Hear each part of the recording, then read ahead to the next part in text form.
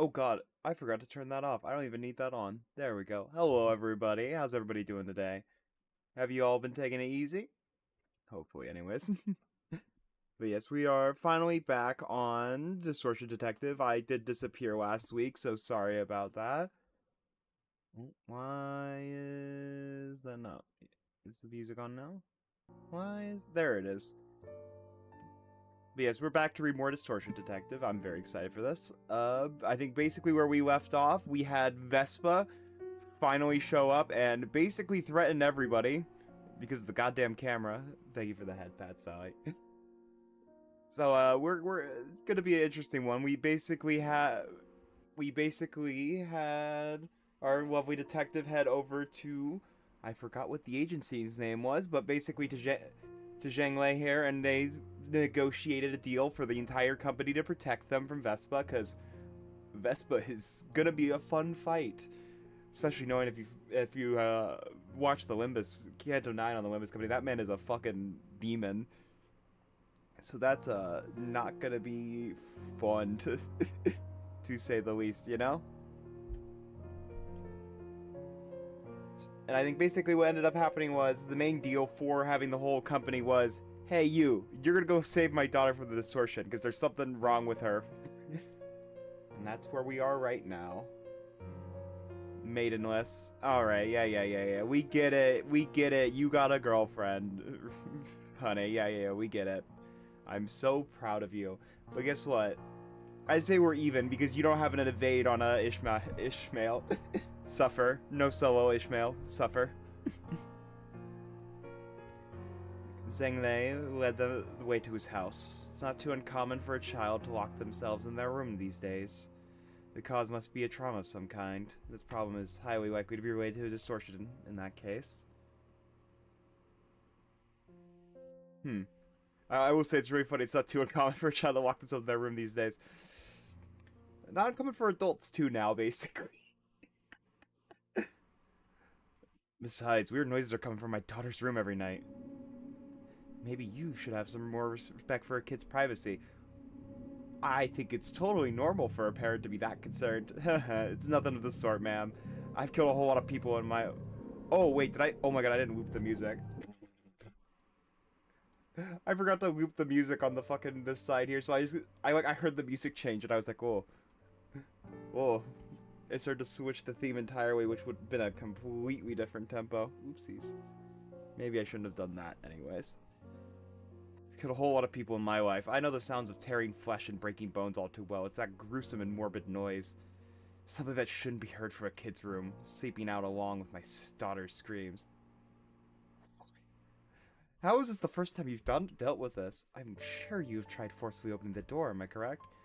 Sure I have, but whenever I grab the doorknob to try and break the whole door, it always pushes me away, and the noise would get louder and more bruising the harder I tried to open that door. I'm in a rough spot where I'm damned if I do and damned if I don't. How old is your child? How long has she been since she's locked herself in? 17. Been there for almost 8 months now? College entrance must be a concern as well if she's stuck in there studying for it at school. Instead of studying for it at school. Oh my word. You see, my daughter's Faye's attending a virtual school. She's never missed a class until now, and her grades were fine last I checked. Also, damn. When did this come out, actually? 20... Oh my god, it was right at 2020. Now, yeah, no, I think they were commenting on COVID. The COVID situation. That's kind of funny, actually. Virtual schooling. Students take lessons in a virtual space. It's a type of school preferred by parents who value the safety of their kids since they don't have to pass by potential dangerous alleyways to get to school. An advantage shared by boarding schools. A parent like him who engages in violent work would especially pay more attention to their child's well-being. Yeah, that would make sense, wouldn't it? And there's one other thing my brain just couldn't comprehend. What would that be? Water's leaking through the... Oh, okay, no, this is him switching. Water's leaking through the door. I don't know if it's blood or seawater, but some kind of liquid is flowing out bit by bit. I put my head on my forehead and lift my pipe. Distortion has already materialized. That makes it a lot trickier to resolve.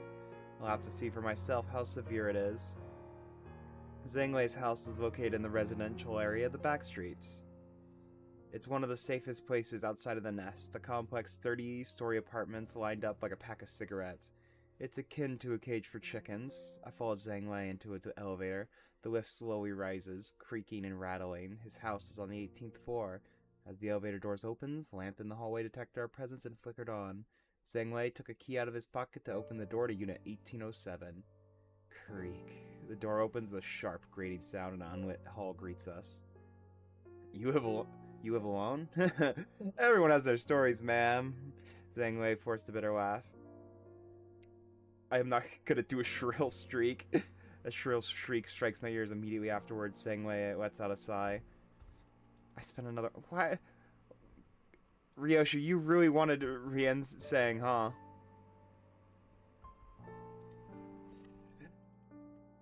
I like how I don't think, do you ever shard? Do you always just go for the polls? Is that what you do when you play Limbus Company?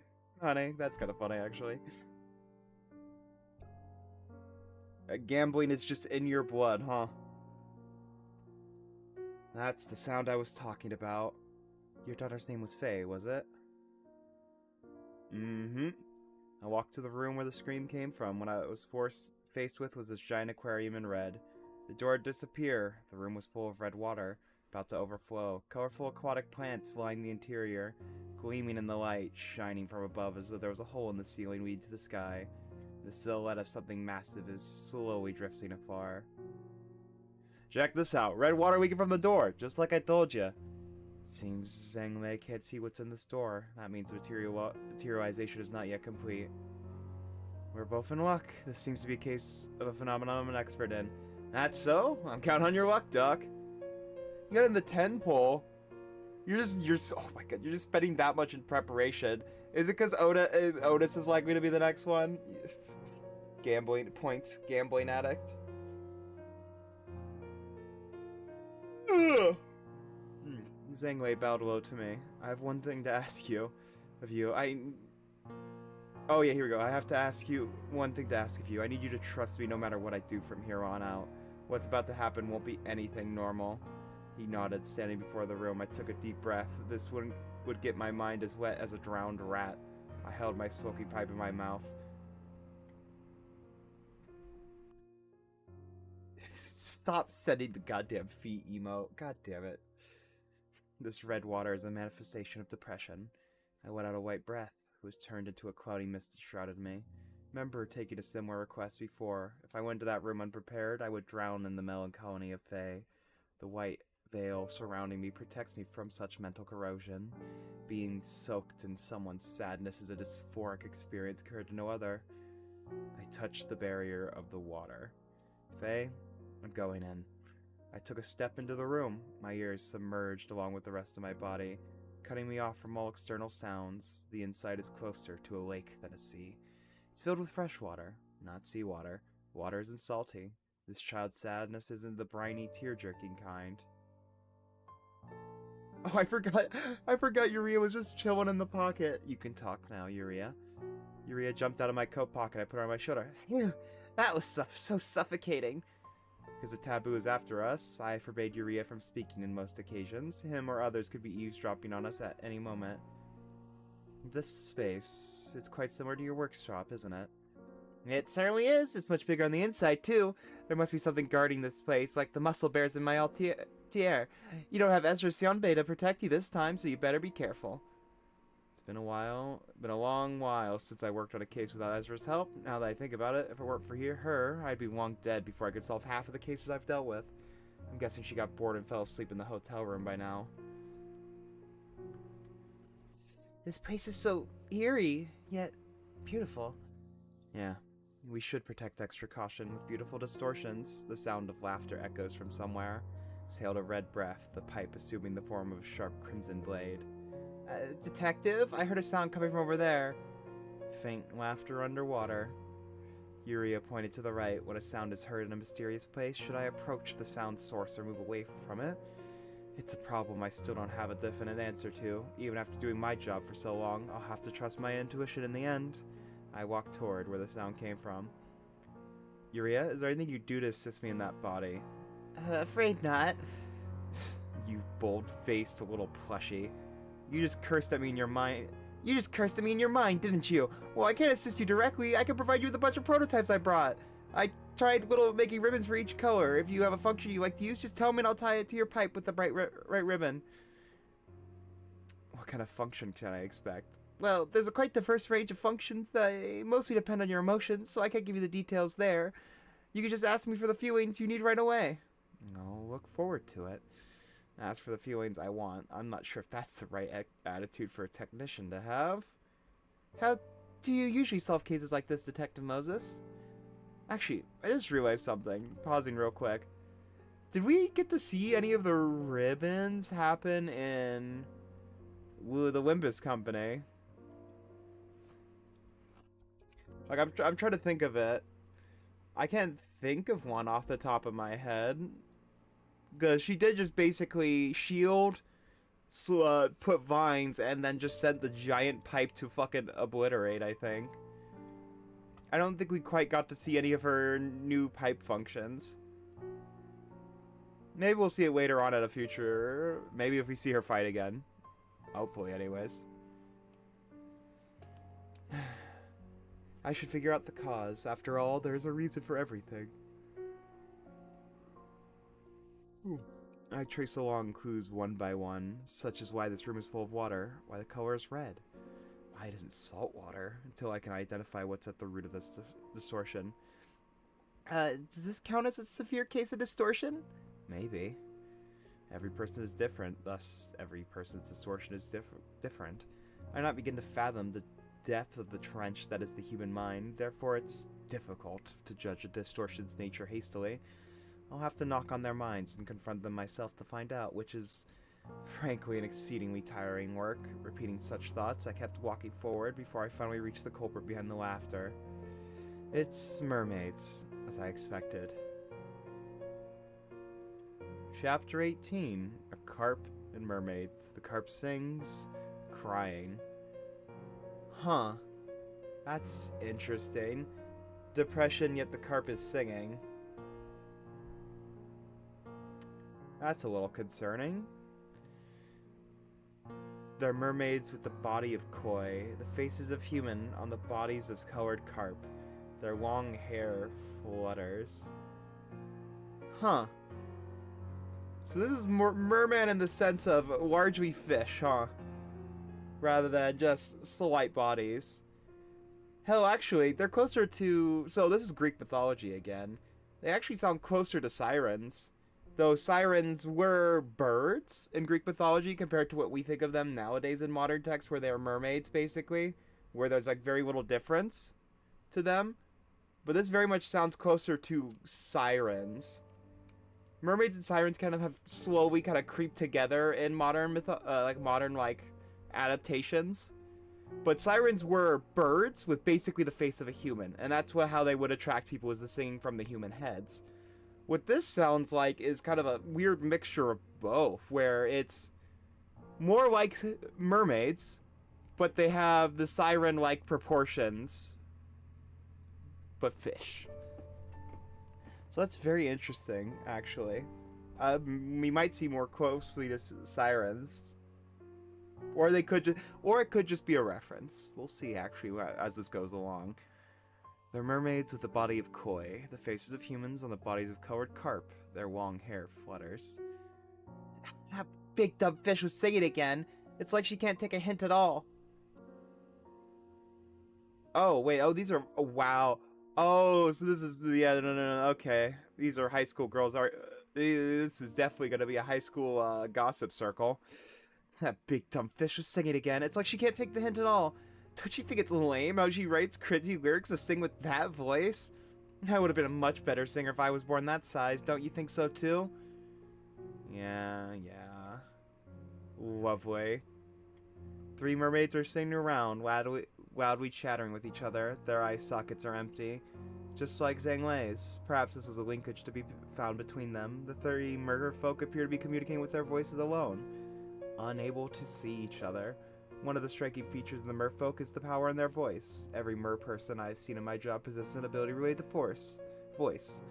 One type or another, and the ability of these merfolks here seem to be rather straightforward. Their words, they loudly chatter, become red thorns as they escape their mouths. The thorns are then shot somewhere. Sometime later, a sound could be heard from a distance. Yeah, okay, so definitely this is literally about gossip. Red thorns and how gossip can hurt others, basically. All I can say is lovely. And you can never escape high school. It somehow always appears. Mind if I join you in on that conversation? Someone is singing out there, I reckon. Who are you? Excuse me? But we weren't talking to you. Jeez, what's a stranger doing listening in on us? You were talking and laughing so loudly, we couldn't help but hear it. Oh, you were talking and laughing so loudly, we couldn't help but hear it. Crossing her arms, Yuria rebutted.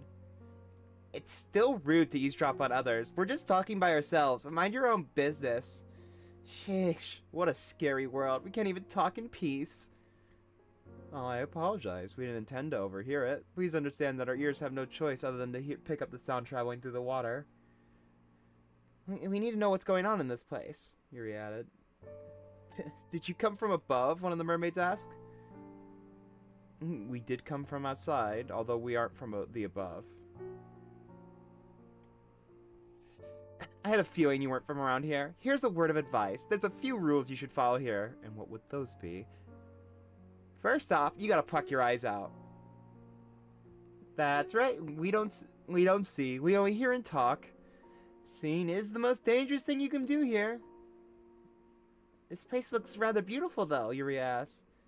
That's precisely why. It's so dazzling and beautiful it could kill you, so we gouged out each other's eyes. How many mermaids like you are here? I don't know. I think I heard the voices of about 100 of them today. There's still a bunch of surviving friends out there. Survive from what exactly? From that huge monster, obviously. What else could it be? Anyway, we let you hear too much of our voices. You know nothing free in this world, right? What do you want us to yield? I wouldn't mind compensating you for things you told me. Your voice. Yeah, share your voices to us. You said this is your first time here, so we'll be conscientious and only take a small portion from you two. You won't be able to speak. But, Detective Mose, they're starting to freak me out. Yuria hid from behind me. I paused to think for a moment. To think. I'll have to follow their rules for a while. You can take... Oh. You can take my voice, including this kid's share. Detective Moses! Yuria, trust me. Well, fine. 3 mermaids took their turns to kiss me. Each time their lips touched mine, it felt as though something was being pulled from my throat.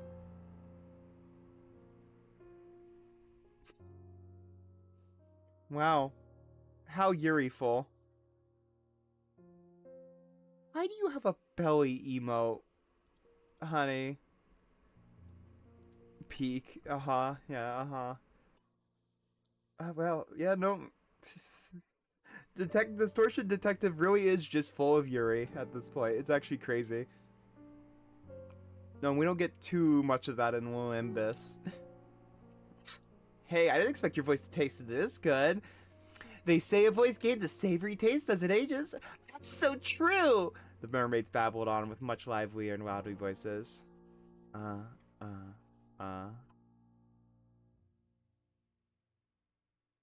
Diaz? We have not seen Diaz yet. That is one thing we have not seen yet. She's gotta just been doing her own. We haven't. I mean, I guess we got invited by her to come over, but we haven't like actually seen her yet. If that makes sense. Which will be interesting once we get her in here. Though at the same time, at most it's gonna be toxic Yuri, knowing the hell she did to the Wimbus company, Wimbus company. Or the division of it anyways, where she basically sold out multiple people, to say the least. Detective Moses, are you alright? You're worried we asked. Yeah. Let me tell you one thing. Oh. Yeah, here we go. Let me tell you one more thing. You better not speak too much here. Not all mermaids will take voices gently like we do. You only have so much voice to spare.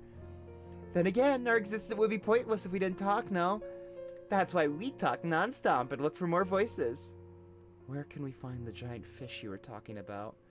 It's where the screams are coming from, in that place that shines so brightly. It's headache-inducing. She's got a stupidly massive voice pocket. It just never runs out, no matter how much she sings. Once again, the red words spewed from her mouth became thorns that fly somewhere. Moments later, a scream is heard. Thank you. Leaving behind the mermaids, I headed for the direction where the screams came from. They still noisily chatter, as if they want to be heard by others. The monster they mentioned and the source of the screams must be Faye. It would appear that Faye's own distortion is attacking her. Yuria, is it possible for your teddy bears to attack you? Sure, it's possible. There's no way I make such an order, though. I control the teddy bears like they're my hands and feet. You could slap your own cheek if you bothered to. You see what I mean? This could possibly be a form of self-harm. Really? You think the teenager who's depressed has a form of self-harm where she's being gossiped about? What? That's crazy. Who would have guessed? Man, I sound like the fucking mermaids. I was like doing really exaggerated voices and then my voice just naturally turned into that. Oh god, what's wrong with me? 17 years old, a student, virtual school, red water, aquarium, freshwater, carp, mermaids, song, voice, thorns, self-harm. I slowly enumerate the clues and make possible connections. Discord with someone at school. I mean, it's a virtual school. How else are you going to communicate other than Discord? Oh, I'm sorry. Delicacy of a child at puberty. Desire for a beautiful voice. Urge to sing. Self-loathing? Attempted suicide. Severed relationship? There's still much leeway for guessing. This pool of red water was created from someone's blood. Bled from a wounded heart, most likely. Stagnant water means melancholy. The gloom is typically distorted in the form of water. Sadness full of sorrow manifests as seawater, usually with a deep blue hue. The subject often burrows deep into their own heart, settling the ocean depths. On the other hand, blood-red water is a disruptive kind. This place could be compared to an aquarium or a shallow pond, a body of stagnant water glowing in bright powder pink that is neither dark nor deep. An aquarium of depression where destructive impulses subtly rest. Repeating such thoughts in my mind, I slowly walked toward the epicenter of the sounds. Whenever the screams paused, I spoke with blind mermaids passing by. With each mermaid talking about screams, I gained more information about where the source is located. As I get closer to the sounds, more red thorns quickly fly past me. I turn around and deflect the ones flying directly towards me with my sword as I advance. Oh, so they started gossiping on her too, huh? That's exactly what that is, I'm pretty sure. There's no way it's not.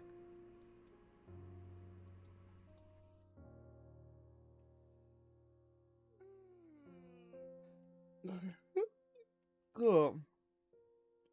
The carp radiated such a brilliant light. It was akin to a gemstone. Myriads of red thorns are lodged in its body. The colossal carp lets out painful screams. Blood is gushing out from the wounds. The carp sings, crying. A dreadful distortion created by herself. Dead mermaids litter the floor below the carp. Mermaids who still have eyes are lured by the light. When the mermaids approach the carp, long eyes emerge from its mouth and pull her in for a kiss. Those hands then gouge the mermaid's eyes out, bleeding from the empty eye sockets. The mermaids rise and sink to the bottom, unable to scream. Yuria and I were watching that scene with bated breath. All of a sudden, a red thorn grazed past my cheek and nailed itself in the carp. The white veil enfolding us pops were slowly doused in red misery. Without a shroud to protect its mind, the red carp's reddish light directly enters my eyes, my mind slipping in. I tried to block the light with my palm. Yuria, hand me a ribbon with the feeling of enveloping something. Purple would be good. Oh! Wait, didn't... Oh, I guess the buffing thing... Because wasn't there purple buffs actually in Nimbus? I thought that was going to be like the white smoke veil. I guess, no, that was actually... We did see one of the ribbon's effects, I think, actually. I could hardly speak at this point. My voice was so small and coarse. Here!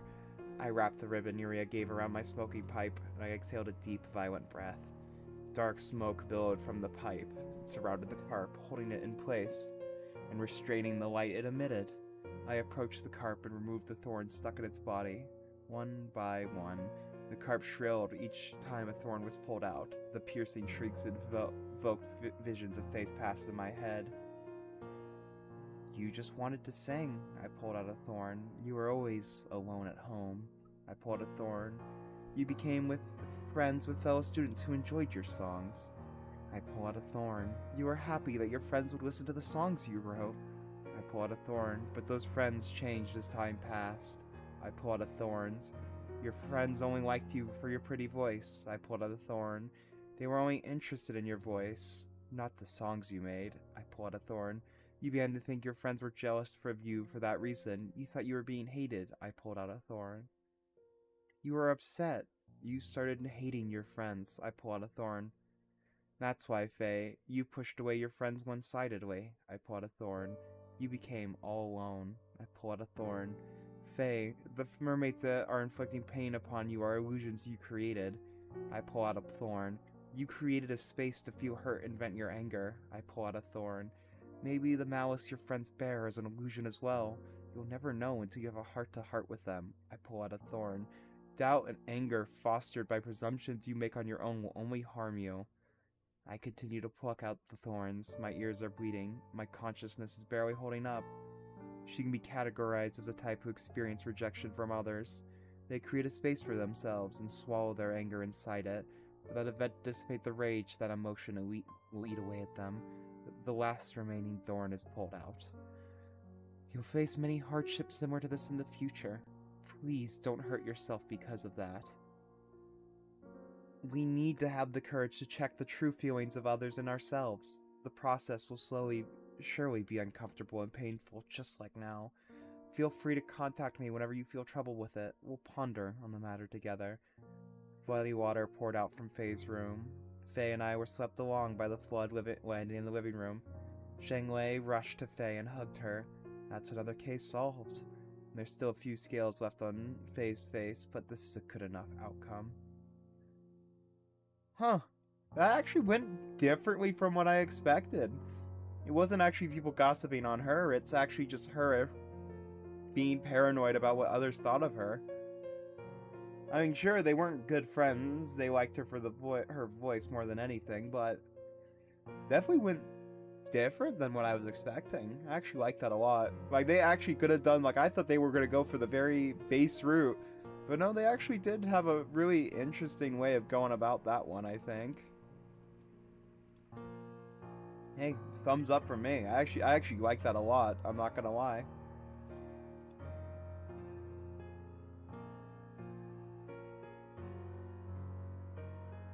That's actually, like, really cool that they did that, in my opinion. Because, like, it's very easy to go down, like, that really basic route, you know? But they actually didn't, which surprises me to a pretty good extent.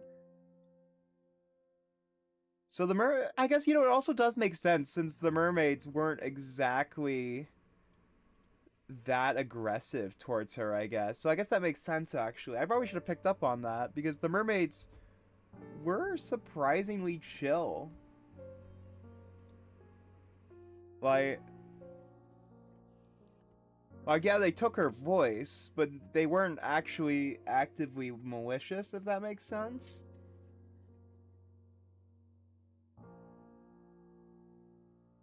Yeah, I think that is pretty cool, though, I would say. And I did very much like... That's like one thing I do like about the writers from PM is like they are very, how do you say, they're very good about like not going the most basic route possible, or not even just the most basic route possible. They like just usually go in a very good way of like coming up with something different that usually actually comes out like not from left field. It makes a lot of sense once you think about it. Well, that's my fault for, like, not picking up on that immediately. They're very good at just, like, going on their own route and having something very interesting to say by themselves, you know? Anyways, I will stop yapping and move on.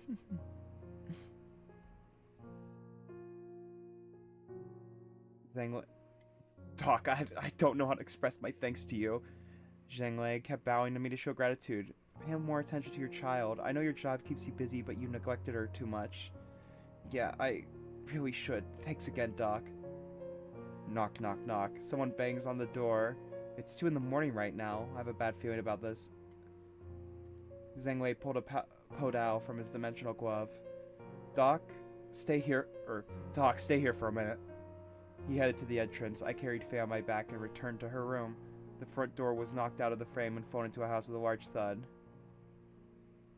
There's a person named Moses here.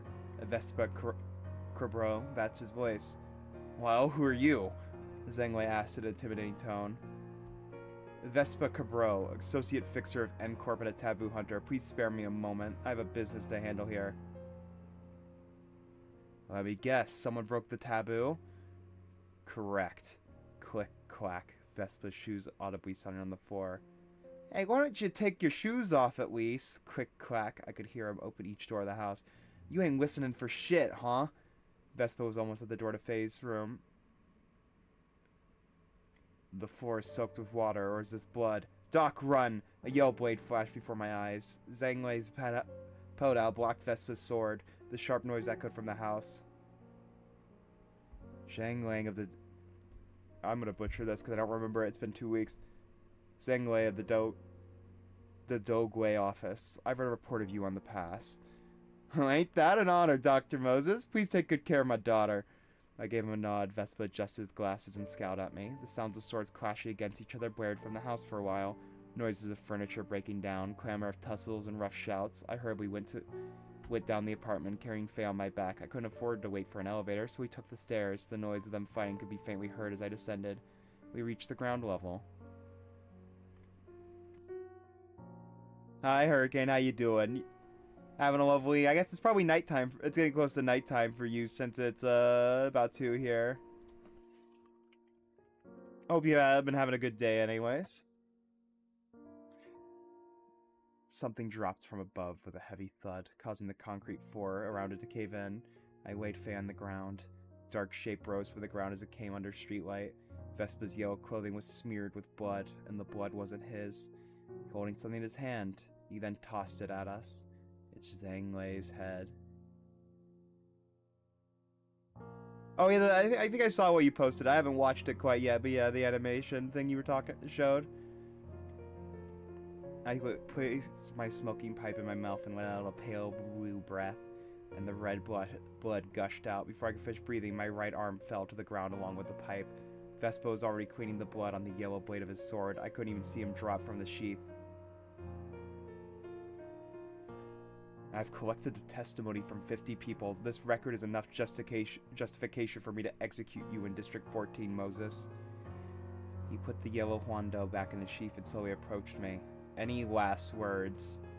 Vespa spoke in a deep voice, adjusting his glasses. Yeah, podao is the... Yeah, similar to Guandao, but it's smaller, I'm pretty sure.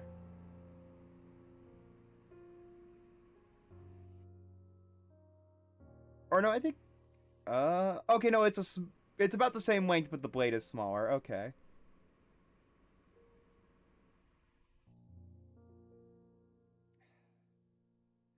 Honey, why have you become the dad joke connoisseur of this fucking chat? Or I guess it would be considered mom joke, question mark? Yeah. Huandao, yeah, Korean single short edge blade. That's why I guessed it was based on what we've seen from him. The hunter. It's harpoon, not an ordinary spear. Oh, that one I meant to click on. I'm more interested in hearing what you have to say. Do you want to take my wife? Blood is flowing out of my severed arm. All I can do at this point is run my mouth.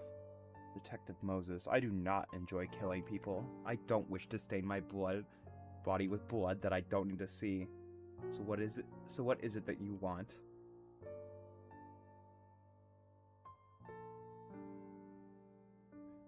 First and foremost, the most important task, retrieving the original footage that was recording.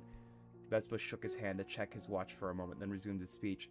Second, moving you Ezra, and Uriah, the 3 people who broke the taboo to end corp. Apparently, Uriah was not the only one guilty of violating the taboo. You don't kill those who break the taboo. How considerate. Well, that's how things are. But no one who's been sent to end corp for infringing the taboo has ever returned, to my knowledge. Vespa glared at me and readjusted his glasses. Detective Dr. Oh, whoa, I forgot. I had the middle button still clicked somehow. Dr. Moses, make no mistake. I could decapitate you right here and store your head in a preservation cube. Then why aren't you doing so?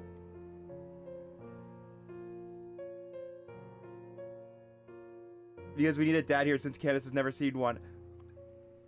Bruh. I have a dad, thank you very much. I actually talk to him decently often. Fucking iPhone. Honey, I'm gonna refer to them as fucking apple juice from now on. Dad, motherfucker, you're calling me mom. I literally corrected that. I said, oh, are you becoming the dad joke connoisseur? Or I guess in this case it would be mom jokes. I literally said that. Why are you mad at me? I'm literally dead on the money. I literally said it before you even thought it. You still mad at me for it. Oh my god. And I ain't calling you mom. You're too chaotic for me to ever refer to you as a mom. I'm sorry. You have the energy of a crazy younger sister to me, honest. Well, actually, I can't say that, knowing that most of my older sisters have, like, more chaotic energy than me, surprisingly. Oh my god. Yes, it makes you a guardian of the galaxy defending a Samsung store. Yes, you are correct. Vespa has something he needs to coax out of me, something he can get from me. Knowledge about the distortion? Does it makes much sense for a taboo hunter to inquire about the distortion? Vespa's objective is to bring Ezra, Yuri, and I to his employer. He's located me easily. Then he must be aware of Ezra's invocation as well. Perhaps he already took care of her. However, he would have no need to hesitate if I were the only remaining target. Now I get it. Finding Ezra and I should be easy for him, but Uriah? Even if he found Ezra and Uriah in the hotel room we booked, he'd only have an unconscious body on his hands. It would be difficult to imagine via common knowledge that our conscious in the mind has been transferred to this small teddy bear of all things. Not a replacement body or any conceivable alternative, and Vespa is pressed for time right now. If he had enough to spare, he would have severed my head like he threatened to do just now and searched my brain for relevant information. This shows that he has no time to do that. This gives me leeway for negotiation. He needs to know something only a conscious Uriah knows. He's yet to find the original recordings. Only Uriah knows where they are. They'd be inside Uriah's workshop. In that case, I have time and information as my weapon. I like how we're reading Distortion Detective and my chat has just kind of devolved into dad jokes. I expect nothing less from my chat at this point. You're all chaotic creatures.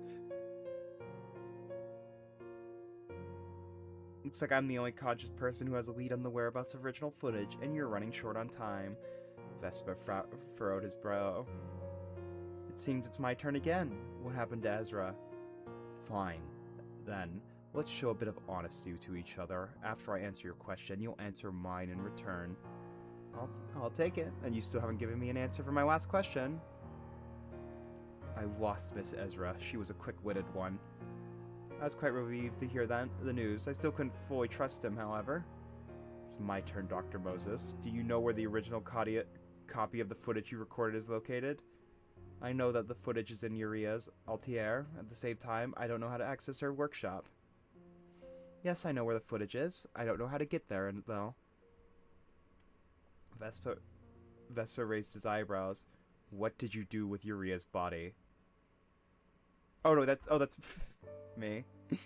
What did you do with Uriah's body? It's in my car, and I haven't laid a finger on it. I answered your question, so let me ask mine. Can you figure out how to access the location where the footage is? I can figure it out. I can simply ask Uriah about it. Even if I had no way of knowing, this is a question I am obligated to answer with a yes. If I said otherwise, my usefulness would expire to him. Vespa believes what I'm saying. This question is one asked by someone expecting to hear a truthful statement for every question. He's more honest than he seems. I've gained all information I need from him. Vespa is likely to be telling the truth. That would mean Ezra is alive. Uriah's body is fine as well. All I can do next is have faith in Ezra. I can. What happens to us once we follow you to N-Corp? Vespa looked at his watch again. Oh. I missed that one. I skipped the line on accident. Afraid I don't know that. All I do is hunt those who violate the taboo and send them to N-Corp. Vespa looked at his watch again. Alright, I believe we can now make a deal. As you pointed out, I have little time to spare. Oh, wait. That's him talking again. I will say that's one thing, is like you have to read like halfway to understand who's saying it. Alright, I believe we can now make a deal. As you pointed out, I have little time to spare. I will only take you along with the original footage. Dr. Moses, I will forfeit the hunt for Ezra and Urea as of now. I would advise against attempting to bargain for more for your information. Fine. Urea, open the LTR for him. Urea squirmed out of my coat pocket. Vespa quietly stares at us, showing no reaction to the moving teddy bear. Detective Moses, I told you. You should trust me. Understood. Doors need to get to my LTR. We could use ones in Mr. Tang's house. Can you make some time to go back up the apartment? If we must, we'll go as you ask. Your arm and the smoking pipe will be in my possession. You'll have to come with me anyways. After I nodded, Vespa came to my side. He took out a station preservation cube from his inside pocket and stored my right arm in it. Putting the cube back, Vespa covered my shoulder with a dressing. He then put Faye on his shoulder, who was still lying on the ground unconscious. He bent his knees to lower his position and stretched an arm at us. Yuri and I watched Vespa's bizarre series of movements in silence. We have no time to take an elevator. Come over here. Do we really have to do this?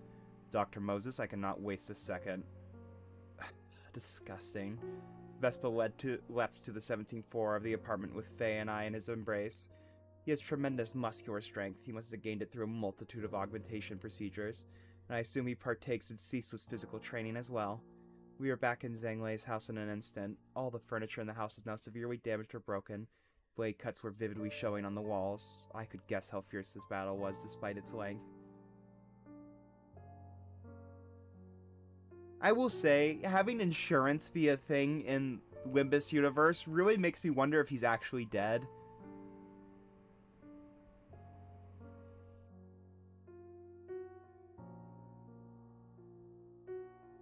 Like, I'm very confused on that. Like, I'm now confused if everybody has a life insurance policy, if they're running like a, you know, like if they're running like an organization at this point. Like, if your organization is all about like dying and fighting others to the death, does everybody have insurance?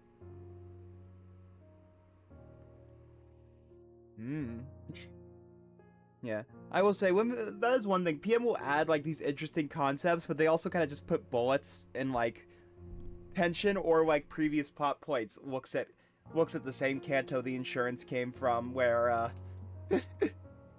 where they suddenly turned into a K-drama. Okay, talking about Altier, I was reading some LOR books and I find it funny that one of the taboos of the city is bullets can't pierce metal, which makes me think the Full Stop Heathcliff's A elbow is some BS.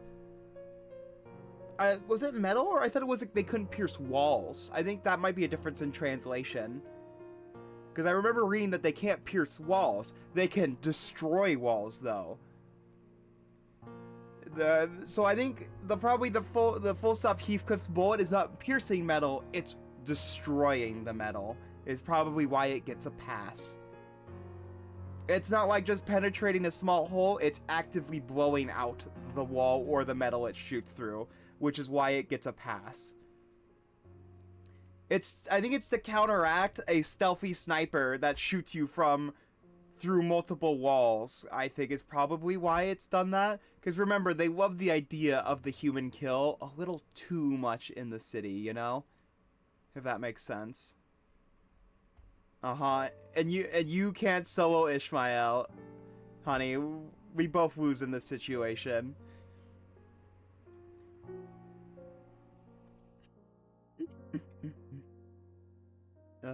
I'm very nice. He's a dangerous kind. I will just reread that line since I went on that side tangent. I merely acted in self-defense while executing my duty. I hope you don't have any hard feelings towards me for killing an acquaintance of yours, Dr. Moses. Well, yes, that's why I said it can pierce through. It's not technically piercing through a wall. It's blowing out the whole wall to get through it. Like, I think I've seen people make jokes about it before. It's like one of those, like, kind of like gotcha moments where it's like, I didn't do it. I hired someone else to kill you, kind of thing. You're technically you're like an RPG, yes.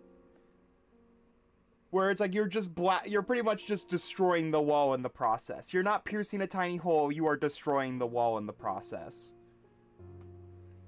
It's like, how could I be piercing a wall that's destroyed, officer? It's like one of those weird, like, I get around it kind of thing. And it's like one of those weird loopholes the city probably allows. Because if you're blowing out multiple walls to kill somebody, you're no longer stealthy. They know exactly where you are. Rather than you pierced a hole through multiple walls, killed a guy, and you're like 3 buildings over kind of thing. They have a giant hole to guide them to where they are kind of thing. He's a dangerous kind. He switches his attitude in an instant and entices people into breaking their guard down with honeyed words. Saying that he didn't do it because he wanted to, this man could have easily neutralized Zhang Lei without killing him. In that sense, Vespa is a pro when it comes to hunting people. He knows when to apply psychological pressure on his targets and when to loosen them up. Every action of his is calculated. Vespa gently put Faye and I on the floor. Yuria, open the workshop. Yuria climbed out of my pocket and touched one of the closed doors. The door vibrated briefly. Done. I want you to enter first, Vespa said, adjusting his glasses. It had to be an unfamiliar sight for him, but he doesn't appear phased at all. I picked up Yuria, who was standing in front of the door, and placed her on my shoulder. I opened the door to the now familiar staircase to Yuria's altiere. I slowly walked down the stairs, Vespa following us from behind, keeping a distance. After coming down the stairs, we're walking along the corridor leading to the hall. This is where the real battle starts. Yuria, the bears.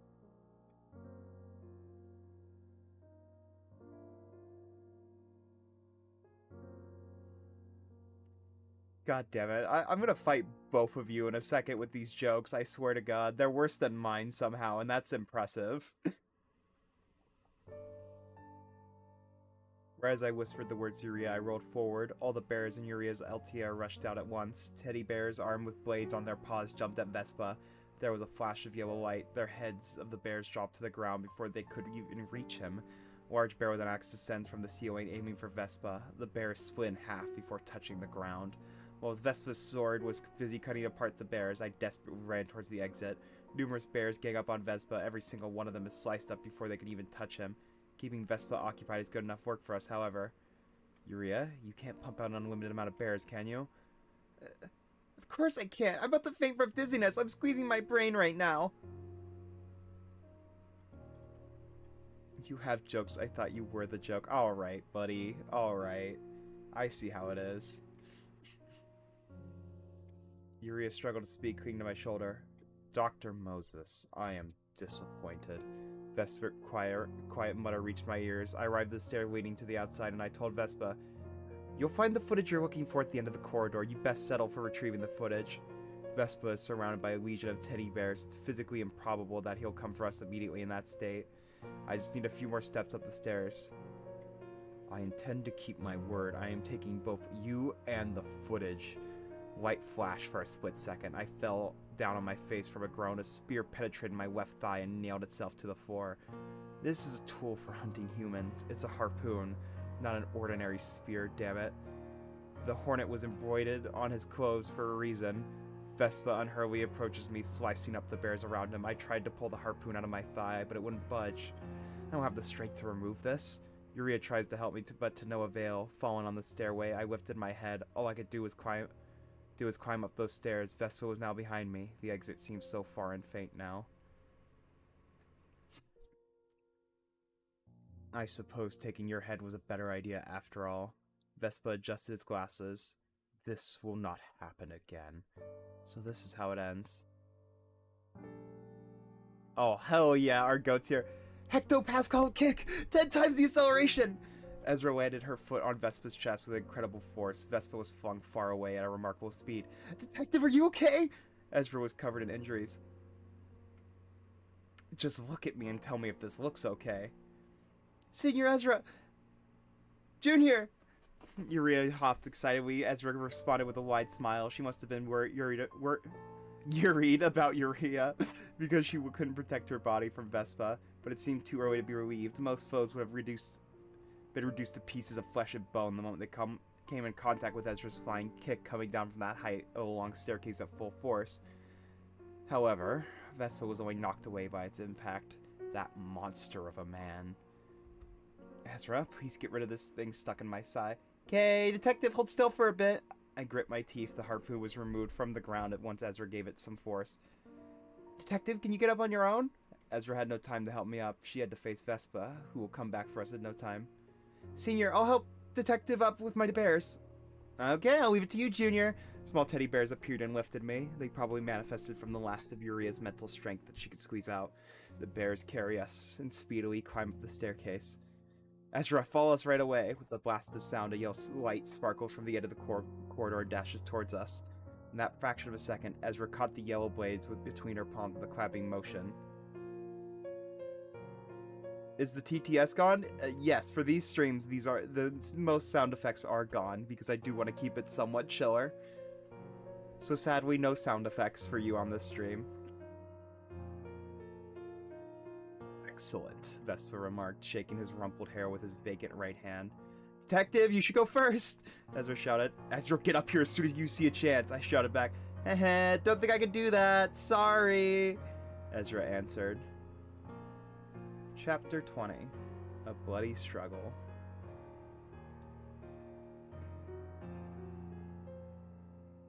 Chiller, Moses fighting for her fucking life. Yeah, chiller for us. We're not the ones fighting or like having the loud noises in our ear. We get to read this. So there's space for it to slide around so it doesn't like crumple in on itself if you shake the box. You give it wiggle room by making it a square rather than a circle. And if you make it a circle, it's too easy for it to ride on the edges and flip up, I'm pretty sure. It's also just easier to, it's also just logistically easier to store as a box rather than a circle. As most things we use in sorting is a square, fun fact. That is probably the main reason. It's most likely logistics, and it gives a little wiggle room for the pizza.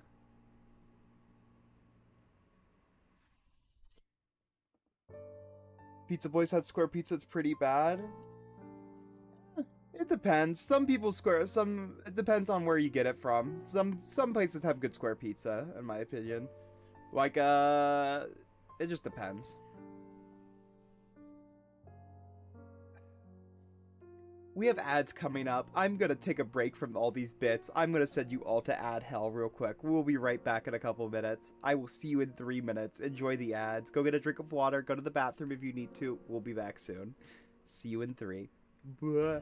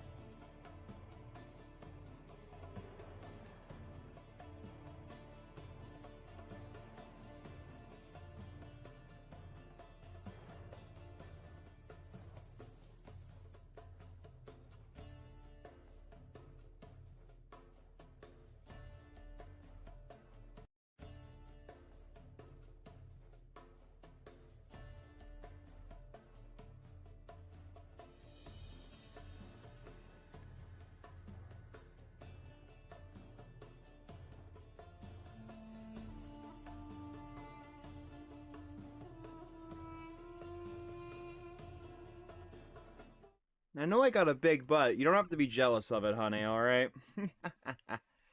But yes, I had to go help with something and I got myself a snack, so that's why I was gone for a little bit, alright? There. But we are back. Hello. Hopefully everyone got some water or some food or something nice anyways. Oh, I'm gonna be shot in the street. Honey herself is gonna come and hunt me down for the things I've said.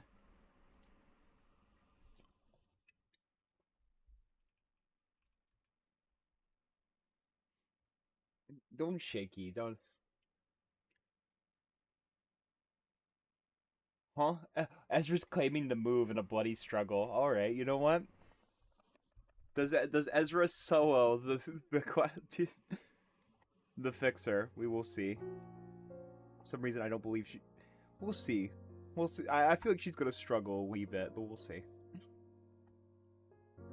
Because I think I might win if things go well. Clap at the edge of the sword, and Vespa's left hand is facing towards Ezra, and she's desperately keeping the blade from getting closer to her. Vespa strikes Ezra's ribs with his unoccupied right hand. A noise echoes, the blow sending Ezra flying to the wall. She then rebounds to deliver a kick to Vespa's head. Vespa's glasses are knocked off his face. He stumbled for a moment, but he soon regained his balance. You know, for a man with as many augmentations he has, I wouldn't think he'd keep his glasses. I guess he just really likes looking like the nerd emoji.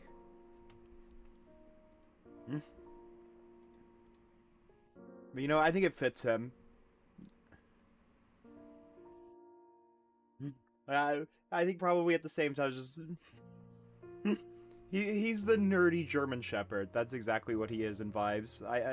He's also just tired of everything. You think clothes in China just say made in down the road? No, it says made in China. Just like how it says stuff made in the US says made in the US.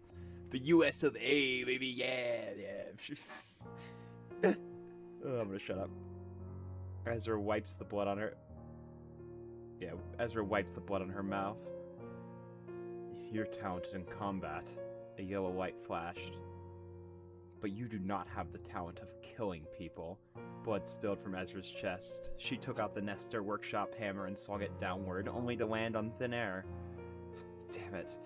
If only I had a smoking pipe, I could have levered the situation in her favor somehow. I was halfway up the stairs. There's absolutely nothing I could do other than helplessly watch Ezra.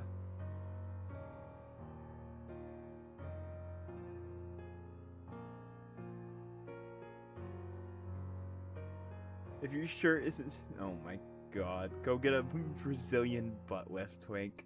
No, I'm good. I'll just do squats in the gym like everybody else.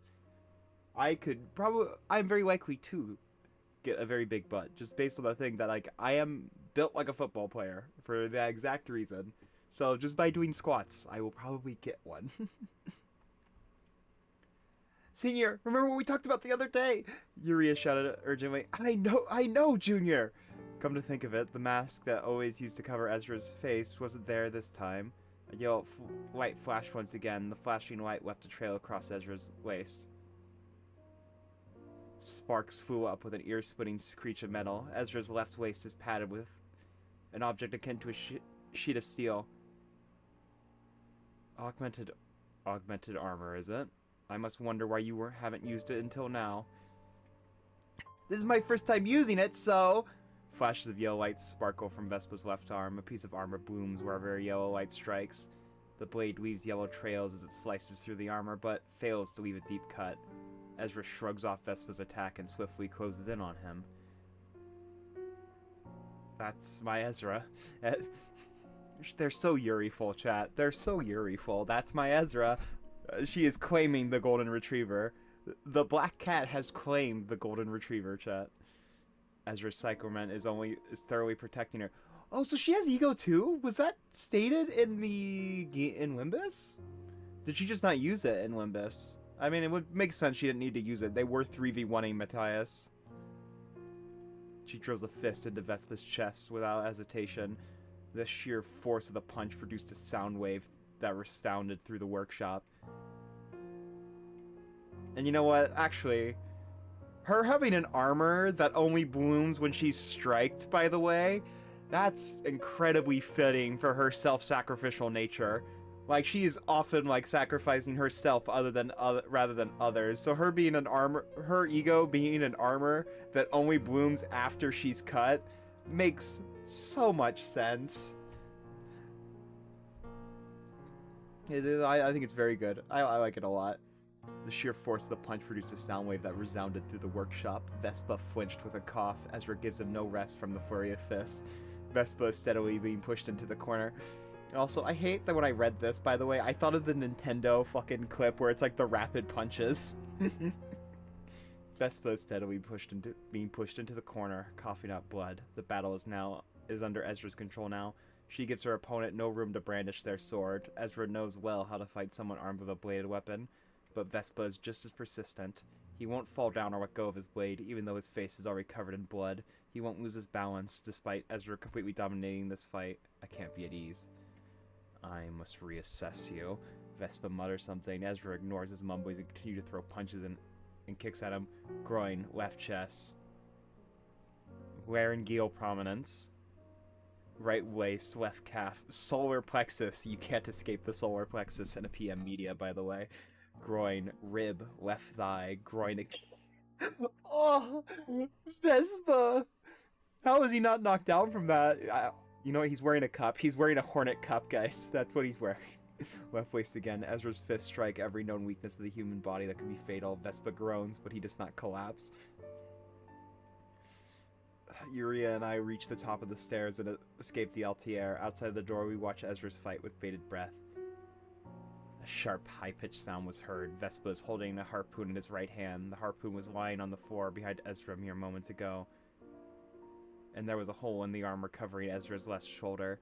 Blood leaks from the injured shoulder, yet Ezra does not step back. She continues to pummel Vespa with her right hand.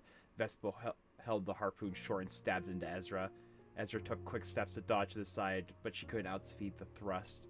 The harpoon penetrated deep into Ezra's side. Nevertheless, Ezra moves forward, and she wrapped her right hand around Vespa's. Crick. This is the sound of bones breaking. Ezra broke Vespa's arms and snapped it.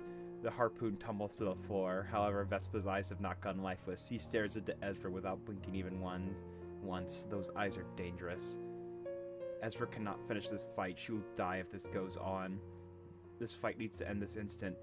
Ezra, get up here now. I shouted at Ezra from the top of my lungs. She instantly backed off, kicking Vespa in the chest. Yes, detective! Ezra rapidly sprints up the stairs. Vespa has his gaze fixed on her. Yuria, seal the workshop, I yell, ready to shut the door. The harpoon is lifted in front of his eyes. Ezra climbed the staircase in a matter of seconds. She's only one step away. A yellow light flashed before my eyes. It can't be anything other than his harpoon coming at full speed towards Ezra and towards me. Believing in Ezra, I slammed the door shut with all my strength. The vibration sent a tremor through the building for a while. I am fortunately alive. The harpoon couldn't break through the Altair's door.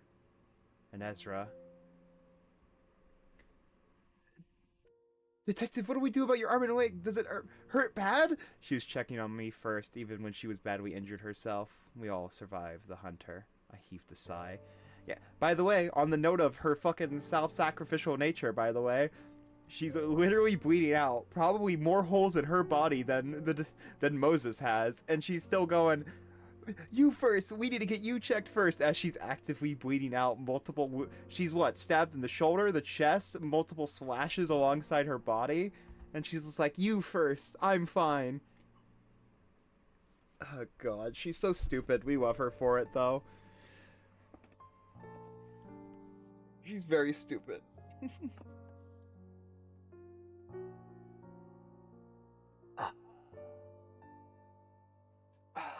Looking around the living room, I was greeted by the fixers of the Doguay office who are still alive, and Faye was at the center of them. There's many pieces that need to be picking up here. It's just a flesh wound, detective. Spits out like a fountain of blood, basically. There's one thing that Ezra is, and it's not smart. She's very determined, to say the least. And she's a little quirked up. Road trip. I think this might be the last chapter we'll do as well, by the way, for today. A little bit of a shorter stream, but we're about halfway through the novel here at about, like, what, 3 streams? So not too many weeks away from finishing this up. And then we'll probably end up moving to Leviathan, actually. Chapter 21, Road Trip. It seems 5 fixers out of the 17 of Dogway office survived. They're just as badly wounded as we are. Some have lost their legs, arms, and most are drenched in blood. It's evident that Vespa's end goal wasn't senseless murder. He exerted the precise amount of violence that was needed to carry out his mission. He most likely withdrew from the hotel as soon as he secured Uria's body. My father has passed away, Faye said. I suppose you're responsible for it, and it's also thanks to you I could leave that room. Sorry about that. It was my father's choice to work in such a perilous business.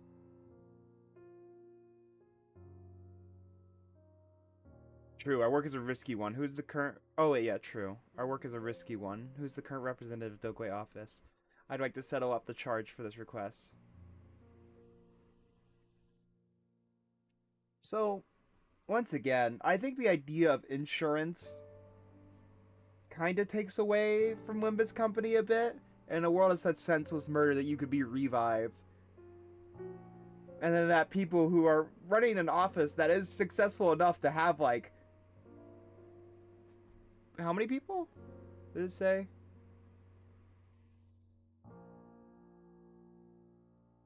$70. He had 20 people, and yet he couldn't afford insurance for himself? I guess, or is that just a case of human life being that invaluable? Well, I say Limbus, but yeah, as in, like, PM in general. I know it was in Ruina, but, like, also, I've just said it, like, it takes away...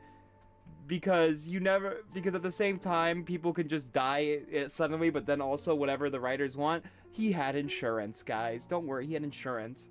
Because, like, clearly the guy was skilled enough that he was able to fight with Hornet for a bit.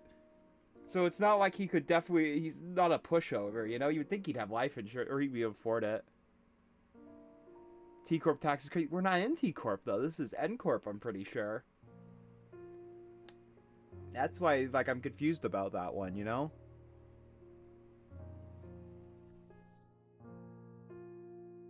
I don't know, it's just a wee bit weird to me.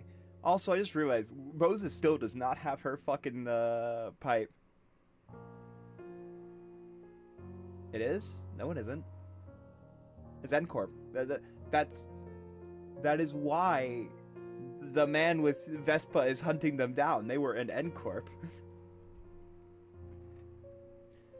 They haven't left yet, I'm pretty sure.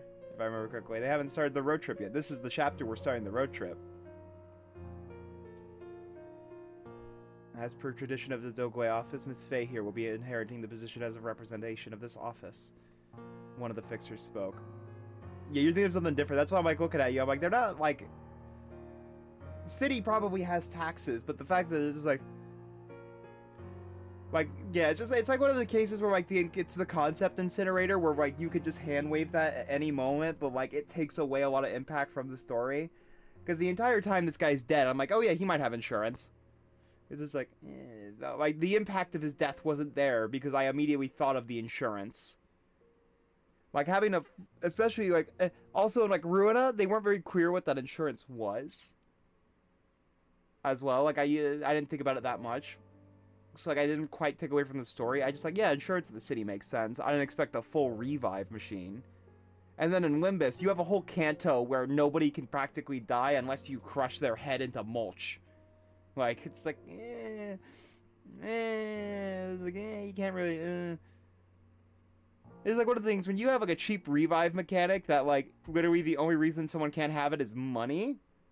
Unless you go like, yeah, this guy's broke, this guy's broke, this guy's a brokey, that guy got no money, you can't know if they're actually dead, you know? It's not like a horrid thing, but, like, it's just something to point out that will take away from, like, impact from stories going forward kind of thing. Having a revive button... It's, like, also like, one reason that, like, I struggle to, like, take Dragon Ball seriously. It's just like, oh, they died? Alright, guys, I'll see you guys, like, in, like, half a season. They're gonna be revived with the Dragon Balls. Or now the Super Dragon Balls. Fucking writers, man. I still find the super dragon. I haven't like I hadn't interacted with like Dragon Ball for a long time, and then I just see a clip of them going the super Dragon Balls, and I'm like, are we for real? Are we for real right now? It's just one of those goofy things to me, you know. I'm not saying the story is bad for it. You'd be surprised how well the Super Dragon Balls come out. But it's the idea that they exist is the problem, in my opinion.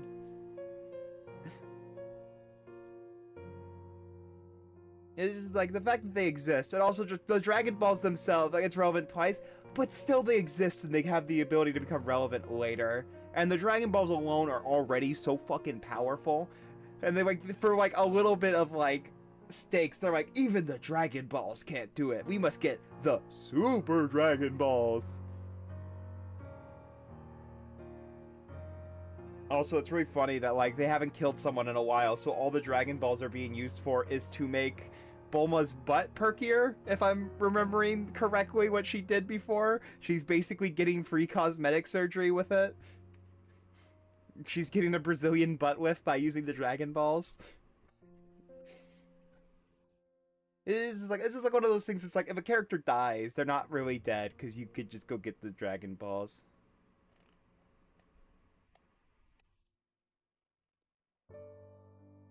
You're ignoring the part where I'm talking about the Dragon Balls alone are already powerful. Yeah, because they're the size of the planet, if I remember correctly, right?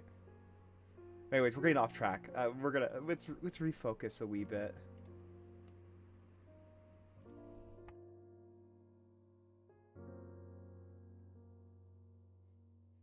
Yeah, that's NCorp. Yeah, no, I saw that clip. I know exactly what that clip is. That's just NCorp gaming. Yeah, no, but still, just the Dragon Balls. My main point was the Dragon Balls, and then I'm like, they even added Super Dragon Balls now. But yeah, like my main point was just with the problem with Dragon Ball writing is you can't like ever take someone's death seriously because someone could just go and let's go get those Dragon Balls. There we go. Don't have to. But you're missing my point. You're missing my main point of the thing was it takes away from the writing when you have a get out of death free tool. It's like one of the problems DC does because they keep doing it. Dragon Ball has that problem where like, how many times has Goku died again? Exactly. But anyways, let's get back on track though.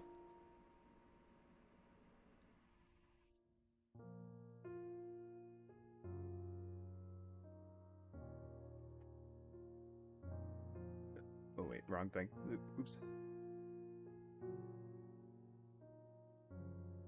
Yeah, let's get on track. Let's get off track or get back on track. We are very off track.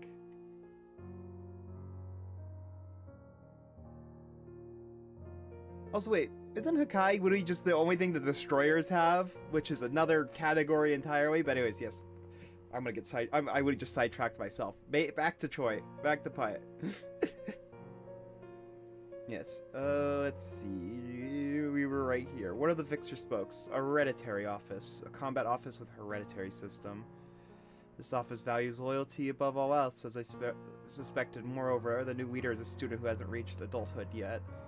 It's unfortunate, but it's clear as day that this office will disband sooner or later. Well then, Faye of Dogway office, let me ask you this straight. Are you going to hold us responsible for this? The room fell quiet. My contract with Zhang Wei was a verbal one. There's no document to prove that Zhang Wei died protecting us as a part of his work. The worst case scenario would be her escalating this situation into a violent conflict as payback. We'd have to fight tooth and nail against the people with equally tattered bodies. Our fate was in the hand of the young representative. Everyone, let's take time to heal before we continue this conversation. I have a lot I'd like to hear from you, Faye suggested with a calm voice. She's a wise child. Ezra broke into Vespa's car and extracted Yuria's body. Her body was untouched, just as Vespa said. We returned to our office with it. Vespa was surprisingly gentle about coming through our vacant home, it seems. Our office was nearly identical to how it was when we left. Ezra and I took an HP tablet and went to sleep. There was much we wanted to discuss, but we were on the verge of collapse, physically and mentally. We decided to save talk for the day after. Dogway office, lunchtime. The three of us sat on a sofa. Faye modestly sits on the leather sofa where her father used to frequent. President Faye, may I explain our situation and stance first? Yes, go ahead. I made a deal with Zheng Wei, the previous representative of Dogwei office. The contract was to hire all the fixers of Dogwei office for 2 weeks. I needed their help because we broke the taboo of District 14 and a taboo hunter was pursuing us. I agreed to pay as much as they demanded according to the rules of the office. However, we only vaguely discussed the payment and never decided on an exact sum, and I didn't disclose the identity of my pursuer to them. If I told them I was being chased by a taboo hunter, most would refuse to take the request, so Zheng Wei gave me another condition, to solve the strange happening taking place in his house. I informed him that I run an office that solves mystery and unsolved cases, which likely led him to bring it up, and the peculiar occurrence at his house was related to you, President Fei. I followed Zheng Wei to his home and saved you in my own way, thus fulfilling one of the conditions of our contract.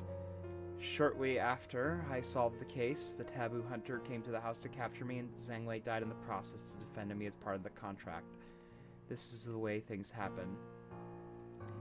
You're telling the story in such a dry tone. I also risked my life to save yours, mind you. Even though there's no physical proof, I can say with certainty that I made a deal with him that involves lives and money. I know. It's not that I distrust you. I just hoped to hear you express your condolences to my father.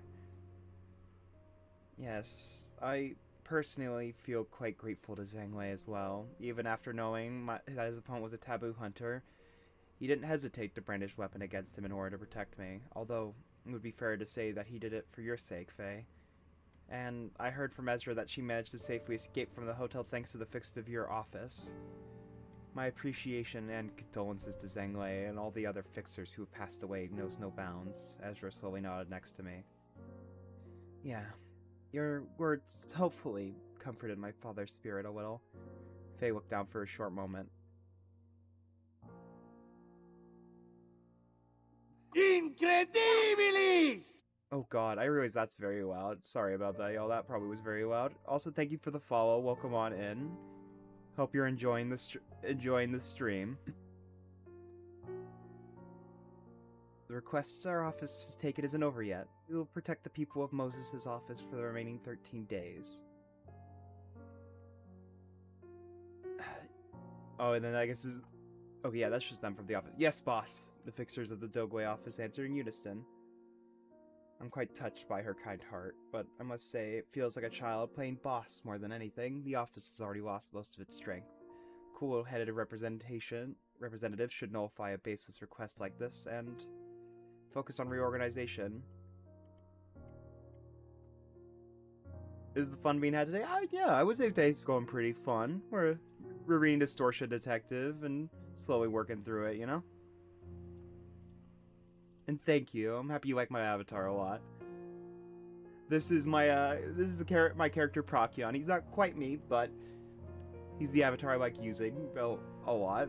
He's he's based off the Temesian fox of Greek mythology, the uncatchable fox.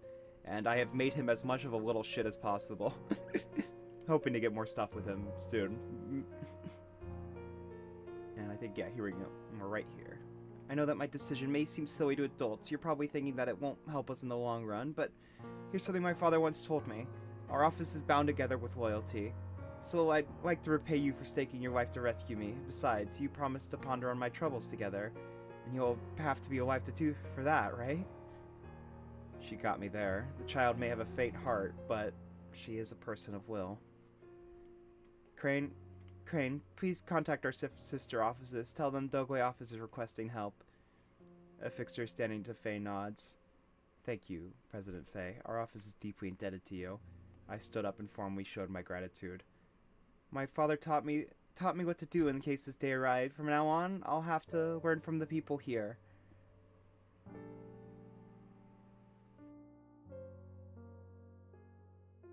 This will hurt your brains. Oh god. Oh boy. I'm not gonna read it just yet. Faye stared into space for a short while, immersed in thought. Let's settle up the request fee now. I'll set the amount based on the customs of Dogwei's office. She's meticulous in her business dealings, at least. Ezra, I'll leave this to you. Are oranges named oranges because oranges are orange? Oh yeah, this one. So fun fact, oranges actually did not have... Orange was not a color people used because it was such a rare color in nature. if I remember correctly, oranges are actually a hybrid of multiple other things. So technically, the name, I think, for the fruit actually came first, and then the color came afterwards. I actually know this stuff. You are forgetting you're talking to the the ecology nerd on this kind of stuff, so I remember these random like fun facts. So it is, the color came from the fruit actually, rather than the fruit getting the name from the color. Yeah, because it's like, I think if I remember correctly, oranges are a hybrid of two other fruits, if I'm remembering correctly. I came up with 2 stories recently that I won't write. One because I suck at sci-fi, and the other because I'm intimidated by the world building involved. I want to read both stories, but I can't make myself try to write either. Well, the cool thing about writing is you can always come back later when you're more confident. You can always write on the smaller stuff. But yeah, I would say you could definitely once again try those at a later date, you know? Just do smaller stuff and you could eventually come back to them, you know? Honey, I'm gonna hit you. I'm gonna get the spray bottle out with these ones. These are very bad. I came up to the rooftop. I fished out a cigarette from a pack with my left hand and held it in my mouth. I have to light it up as well. What a nuisance. Blowing out smoke, I thought about what lay ahead of us. Captain Moses, what will you do about your smoking pipe? That's what I'd like to ask. What will you do about your workshop? My LTR will be out of commission for a while. I've wrung out all my brain power, so I won't be able to reopen the LTR anytime soon. Conjuring up bears to work for me is another mental chore. But both you and I have become useless. Actually, no. At least I can still see the distortion. I'll work like a dog once my LTR is back in business. Yuri spoke in a tiny voice. Detective, I got a huge discount! Ezra came running with a delighted look. Looks like the negotiation was a success. I pulled another cigarette out of my pack. Ezra deftly wiped the cigarette in my mouth. Is basically chips in space? I don't think I know chips. What is chips exactly? I don't think I've actually heard of that one before. But a duo galactic hyperwide patrol officers attending shift me and pursuing their duty. Okay, so kind of like a chiller, kind of like a sci-fi cop kind of thing.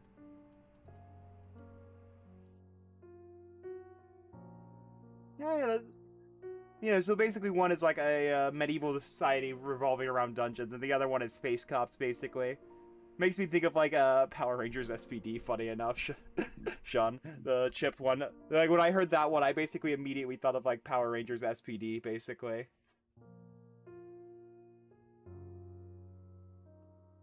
Detective, where will we get a new arm for you? Oh wait, ooh. Why did it scroll that far? That was weird. Detective, where will we get a new arm for you? Oh, what about the smoking pipe? You've come right at the right time. We were just talking about it just now. I'll have to get a new arm before we head to District 11. Ezra, may I leave you to choose the right model of prosthetic for me? Yeah, you bet. I'll find one that suits you real nicely, Detective.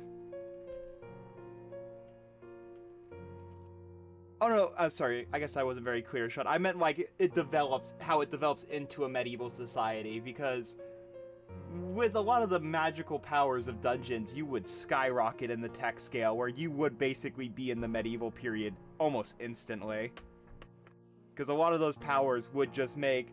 The main problem of, like, the reason why the medieval period was able to develop in the first place was because they were able to finally settle down and actually generate crops, and they don't have to live in a nomadic lifestyle anymore, because that's how most Neolithic era of humans lived, was nomadic, because there was no way to actually generate enough food. So you would follow animals around and you would hunt them, basically. That's how most species of the time lived. But with, like, the power of a dungeon, that you could sustain a group of people off that dungeon alone, with just the magical BS that comes from dungeons, you would just skip, basically, to the medieval period instantly. So I didn't make it clear. I didn't say it was the medieval period, I meant it would develop into the medieval period almost instantly. If that makes sense.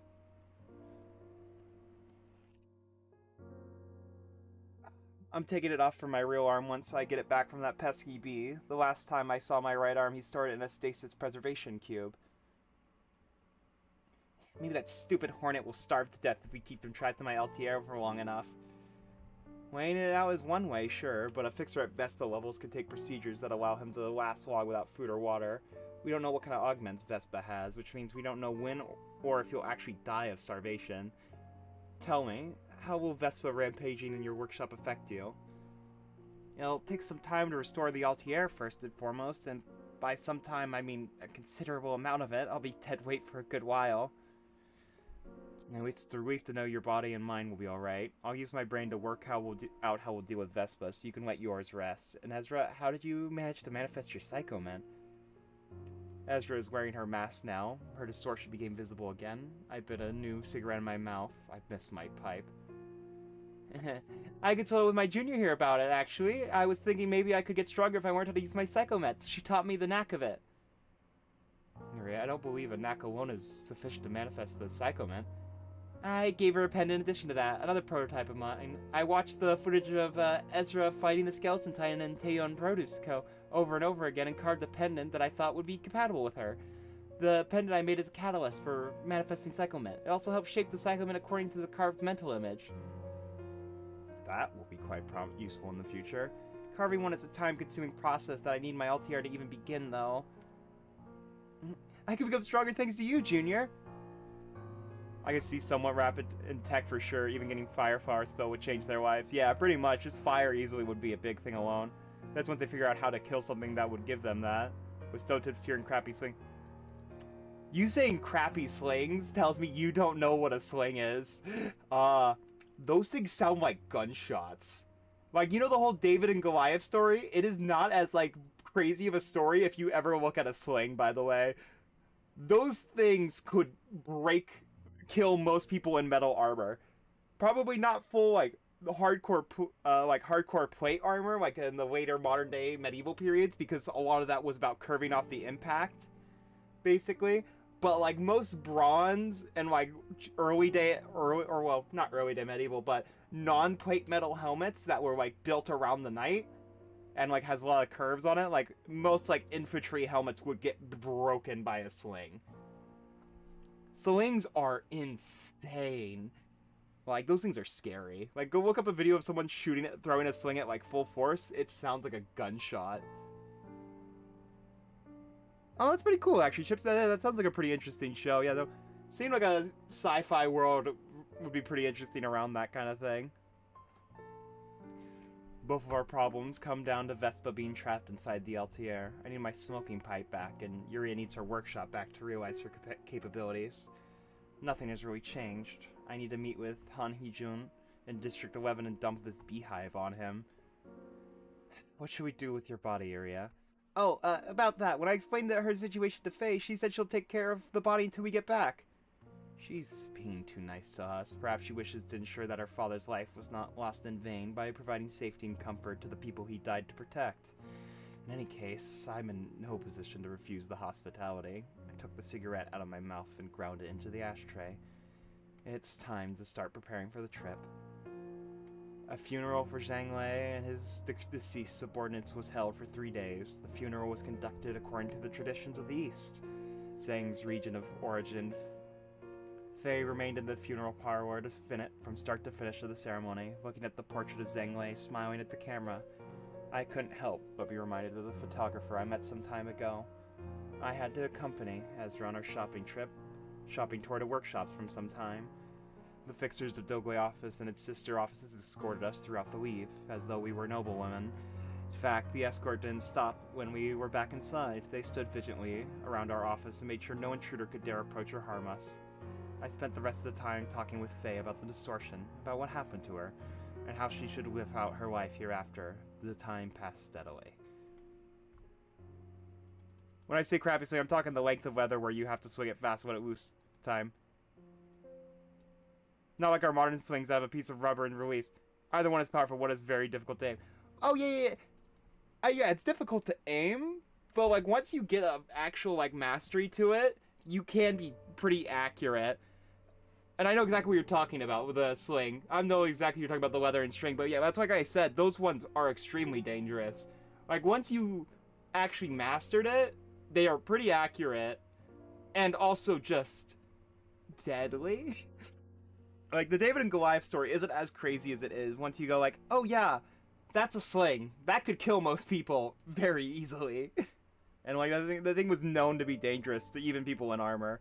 It's like, I would say, like, honestly, cavemen probably would struggle a little bit, but like, I think they could do it, honestly. I have no doubts on that one, pretty much. Like, unless you like give them some crazy things at the start, nah, you'll be fine. What did I come back to? Discussions. Let's see. 30 minutes until the warp train departs. Oh, God. The fucking warp trains again. I puffed my last cigarette in the smoking lounge. Warp trains. They always reach their destination in a blink of an eye. Ezra waves at me from the platform, carrying her dimensional bag over her shoulder. She must be thrilled about this. I put Yuria in my coat pocket. I made sure to tell her to act like a doll for a good while. Faye and the fixers of the Dogway office came over to see us off. Ezra and I sat on the seats of the train. We're finally leaving. We faced so many vicissitudes up until this departure, alas. A trip, I'm so excited for it. Ezra, what awaits us there might even be more intense than the things we've gone through recently. And food too. I've always seen the food of the southern districts in pictures, so I've always wanted to try it myself. Yeah, let's help ourselves to a fair bit when we get there. Oh yeah, I closed my eyes. And when I opened my eyes, we were already at our destination. The warp station, District 11, where the nest of K-Corp is located, where Han Hee-jun is, and where that person is.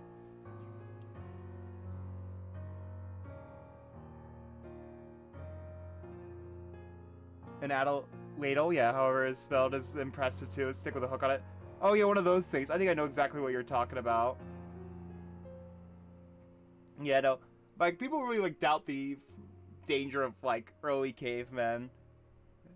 Like, I think basically also one of the main difference between a bow and a sling as well is one is just a lot easier to master, which is why bows became as popular as they did, kind of thing. And also, like, and with later technology, it had a lot more power behind it than a sling, eventually, kind of thing. But, like, a sling has always had its space as well. Even in the early medieval period, the sling never actually left. So, like, just having a sling alone is so strong. But yes, I think sadly, this is where we're going to end for today. I got to do some stuff today, so we are going to end it here. We do reading streams every Saturday, and otherwise we do just play. So far, we've been playing New Vegas and Nocturne from SMT. I hope to see y'all there next week. Hi, Neon. Oh, I'm sorry that you're dropping it right as we're leaving. But I hope you guys all have a lovely day, alright? And I hope you've had a lovely day too, Neon. I think it's about time for you to start going to sleep here, Neon, so get some sleep, alright? Getting a compound bow would be so dumb. Would be so dumb. Just like immediately grabbing a compound bow with. That would just immediately drop some things. Oh, you were working? Oh, fair enough. Well, then I hope you enjoyed the stream. I hope you enjoyed the stream and the reading. We're about halfway done with Distortion Detective. So, I hope to see you guys next week then, alright? Take it easy, y'all. And don't get into trouble. Ciao.